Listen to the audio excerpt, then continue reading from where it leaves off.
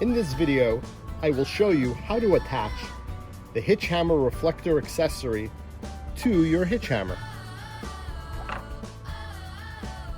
Step number 1 in installing the HitchHammer reflector is to simply place the part on top of the HitchHammer stock. Make sure that the HitchHammer logo is in the upwards orientation. Step number 2.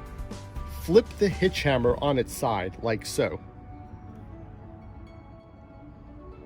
Step number 3. Bend the plastic arms through the opening. Do this for both sides. Once this is complete, simply flip the HitchHammer back down. In step number 4, you need to clip the tabs here into the openings over here. The easiest way to do this is to simply grab the reflector portion and lift up at the same time, pop the tab into the opening.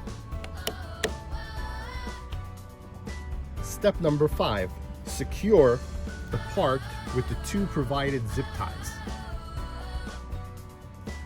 To attach the zip ties, simply insert the zip tie into the opening